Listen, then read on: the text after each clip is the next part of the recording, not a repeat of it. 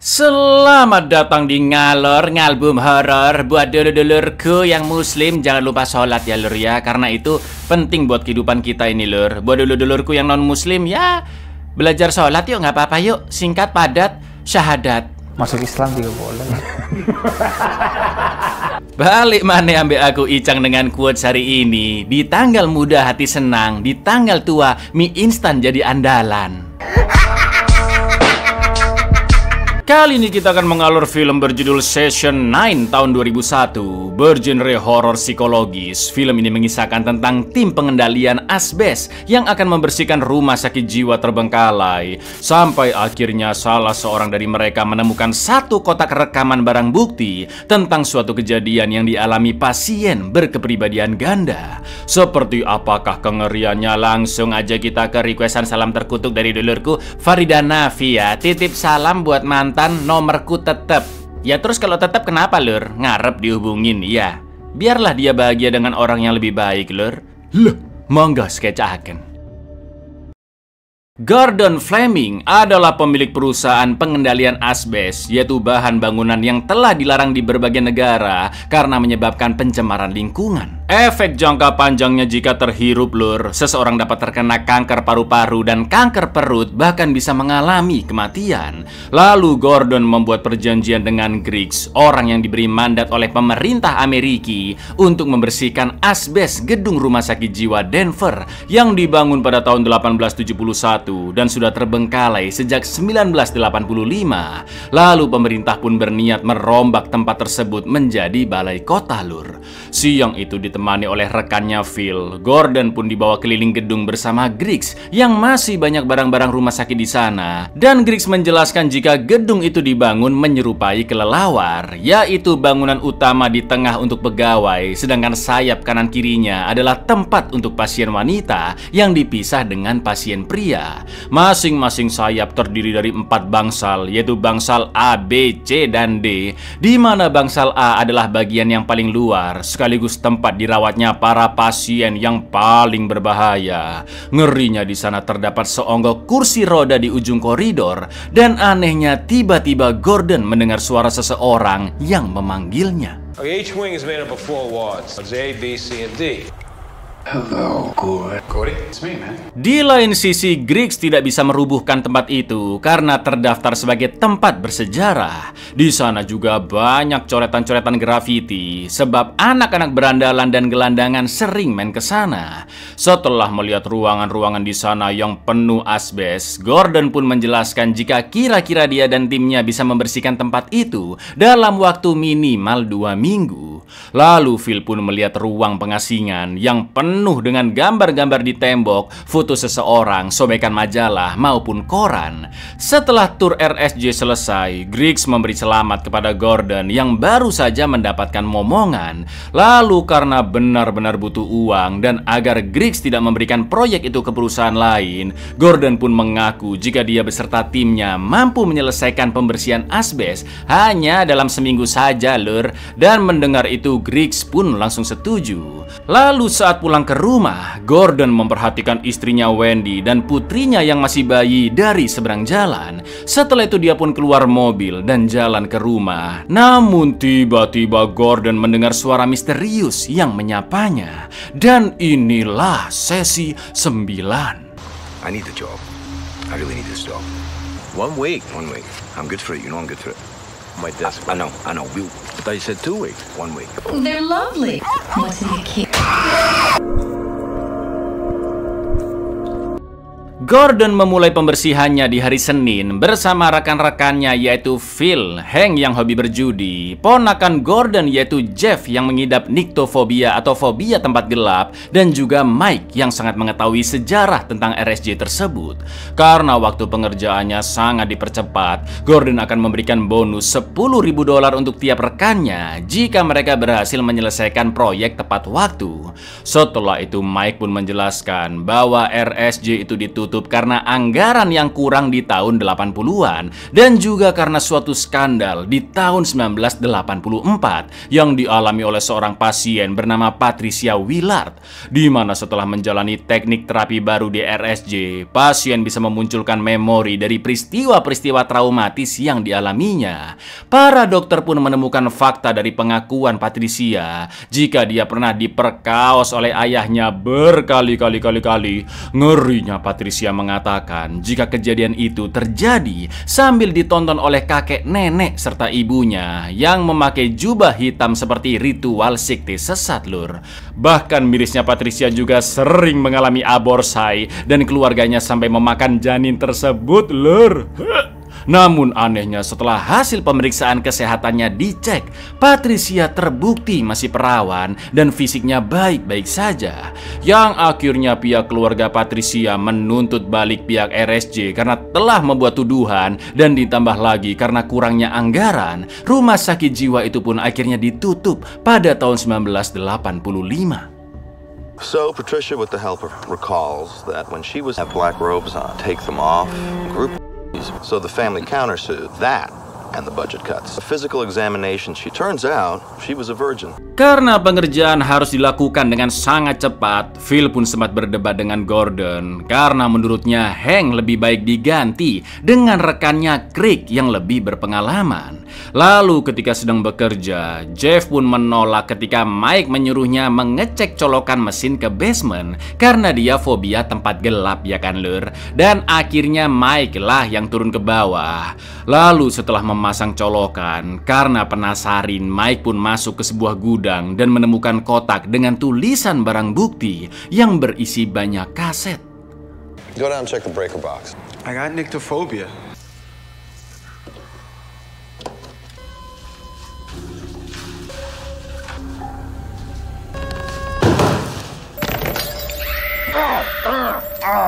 Ketika semuanya sudah pulang, Mike pun mendengarkan isi kaset di kotak tersebut yang merupakan sesi konsul antara seorang psikiater, sebut saja Pak Ijo, dengan pasien nomor 444 bernama Mary Hobbs. Mike pun memutar sesi pertama dan rekaman diawali dengan Pak Ijo yang meminta Mary menceritakan apa yang sebenarnya terjadi 22 tahun silam di malam Natal. Pada awalnya Mary mengaku tidak ada sesuatu yang terjadi di malam itu. Namun tiba-tiba Mary memasukkan jari-jarinya ke mulut, lalu suaranya berubah menjadi seperti anak kecil, lur, dan dia hanya mau dipanggil Princess. Ya, Mary mengidap gangguan kepribadian ganda. Selain Mary dan Princess, dia memiliki kesadaran lain, yaitu Billy dan juga Simon. Princess mengatakan bahwa 22 tahun lalu Mary mendapatkan hadiah sebuah boneka keramik, sedangkan seorang bocah laki-laki bernama Peter mendapatkan pisau besar. Setelah itu ketika kedua ortu Mary tidur, Peter, Mary, Princess, dan Billy bermain petak umpet di lantai atas. Di lain sisi, scene beralih ke Gordon yang memperhatikan rumahnya dari seberang jalan, dan dia kesakitan karena luka di kaki kanannya. Mary, I want you to try to remember on Christmas night. Have you seen our doll? No, Princess, I haven't seen. Mommy and Daddy. Peter turned off the. He's asleep. Tired, Mr. Doll. Maybe Billy would like to talk now. Di hari Selasa, Gordon sempat termenung melihat sebuah gerbang di luar gedung dengan beberapa lambang salib. Sementara itu ketika sedang bekerja di basement, Hank menemukan banyak koin-koin rilisan tahun 1880-an sekaligus sebuah cincin di balik tembok yang ternyata adalah bagian belakang tungku kremasi. Dan itu artinya benda-benda tersebut adalah sisa-sisa pembakaran mayat, ya kan? Lalu mereka pun makan siang bersama, kecuali Mike yang masih sendirian di gudang sambil mendengarkan rekaman Mary, dan kali ini sudah sampai ke sesi 5. Di tengah konsul, Mary pun menggosok-gosok kedua matanya dan mulai berubah menjadi salah satu pribadi gandanya, yaitu Billy. Pak Ijo pun bertanya di manakah Princess dan Billy tinggal. Lalu Billy menjawab jika dia tinggal di mata karena selalu melihat segalanya, sedangkan Princess berada di lidah karena dialah yang berbicara. Namun rekaman itu terputus, lur, saat Pak Ijo menanyakan di manakah Simon tinggal. And where do you live, Billy? I live in the eyes, Billy, where does the princess... in the tongue. Well, hello, Billy. How have you been? Never better, sir. And where does Simon live, Billy? Where does Simon live? Setelah itu Jeff terkejut melihat berkas-berkas pasien tahun 1890-an yang dirawat hanya karena alasan-alasan remeh seperti harga diri yang terluka lah atau harapan yang tidak kesampaian lur. Lalu ketika mereka melanjutkan pekerjaannya lagi, Mike menemukan cat merah di mobil Gordon yang ditaburi bunga. Di lain sisi Hank dan Jeff membicarakan Gordon yang sebagai pemilik perusahaan pengendalian asbes, dia selalu terlihat semangat meskipun pekerjaan ini bisa merusak tubuhnya di masa depan. Akan tetapi menurut Hank, akhir-akhir ini Gordon mulai terlihat cemas setelah anaknya lahir. Lalu kita pun beralih ke Gordon yang menelpon istrinya Wendy, dan sepertinya hubungan mereka sedang tidak baik-baik saja lur. Namun setelah telepon ditutup, Gordon melihat Phil yang sedang berbicara dengan dua pria tak dikenal. He's gonna go back, get the big juicy case. I don't know though, man. Last few months, Gordo. We need to talk. To let me finish. Would you let me... Hello?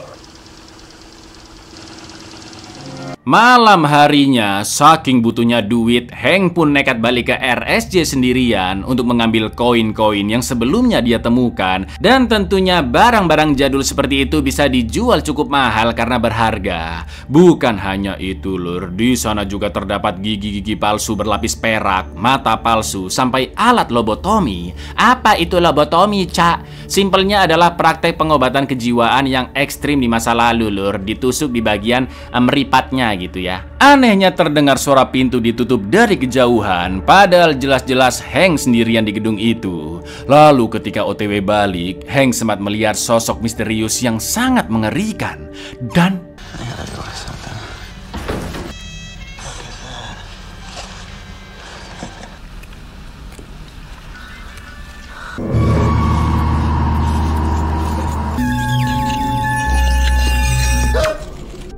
pada hari ketiga yaitu Rebu, Hank tidak datang ke RSJ dan juga tidak ada kabar. Lalu Phil pun menelpon pacar Hank yang juga mantan pacarnya Phil yaitu Amy.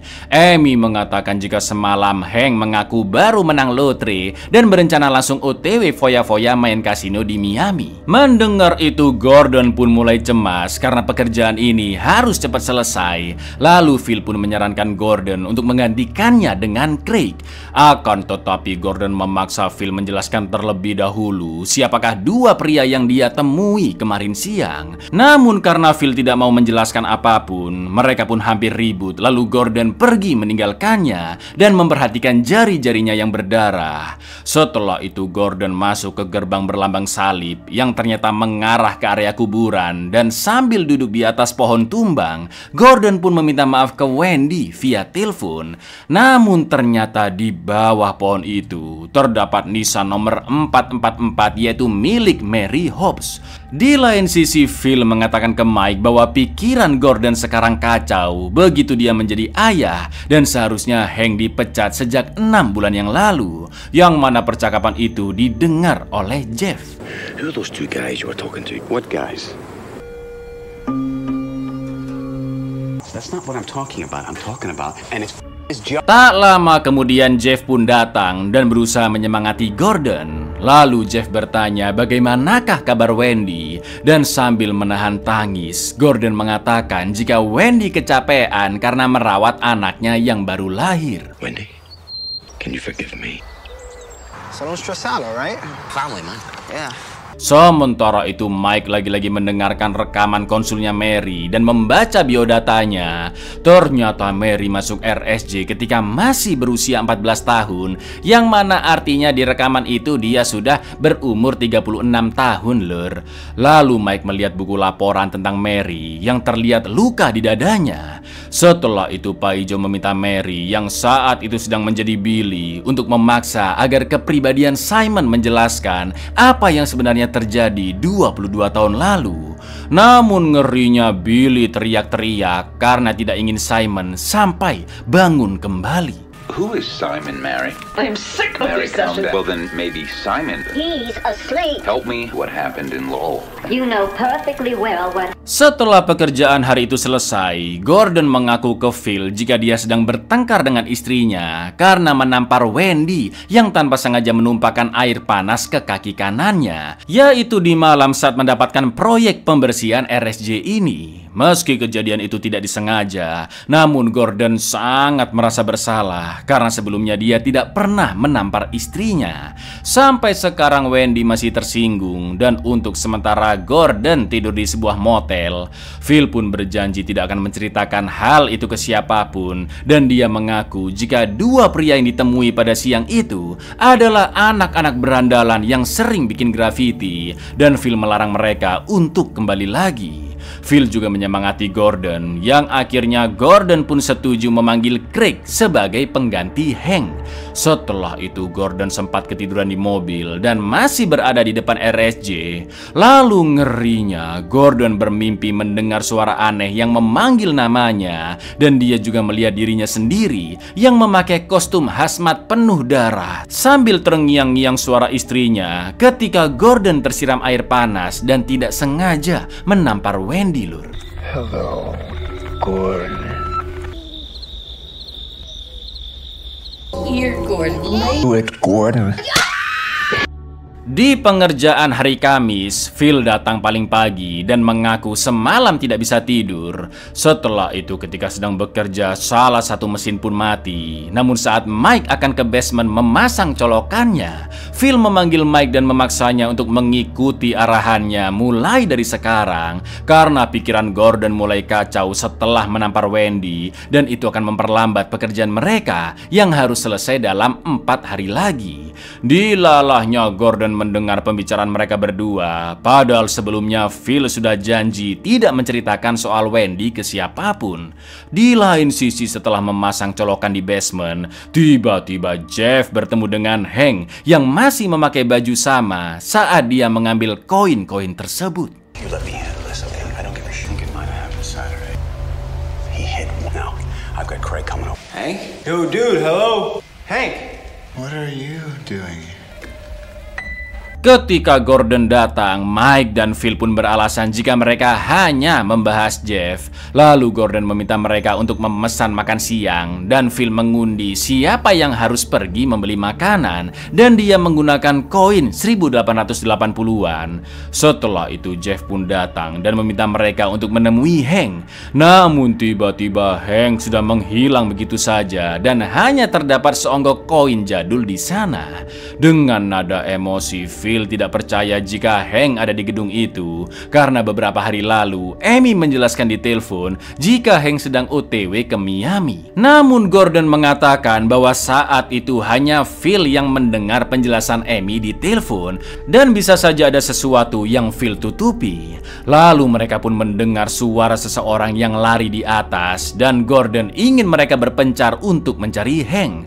Gordon dan Mike pun pergi ke atas sedangkan Phil ke bawah bersama Jeff. Okay, listen to me, guys. Now, where Miami? Mike, give me the cell phone. Because I want to talk to you. I spoke to Amy. What are you saying, Gordon? You told us that. We saw you in the phone.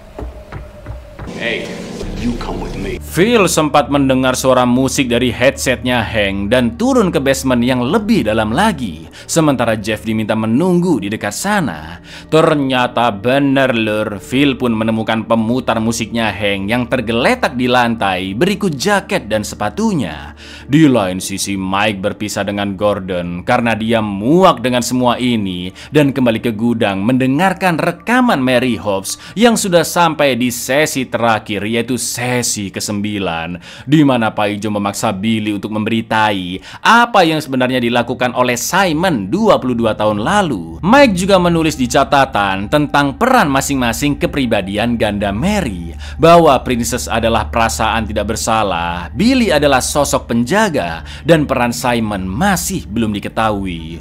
Di lain sisi Gordon masih mencari Hank, namun dia mengikuti suara misterius yang terus memanggil namanya.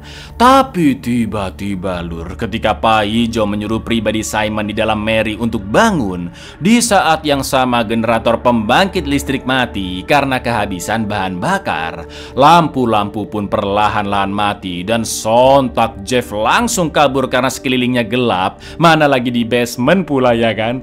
Lalu yang terjadi lur, Girl,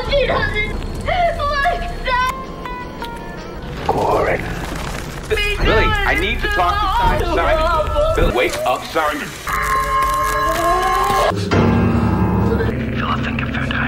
Phil pun akhirnya menemukan Hank yang anehnya duduk tilinjing bulat di tempat gelap sendirian, sedangkan Mike keluar mengisi bahan bakar generator dan mengaktifkannya kembali.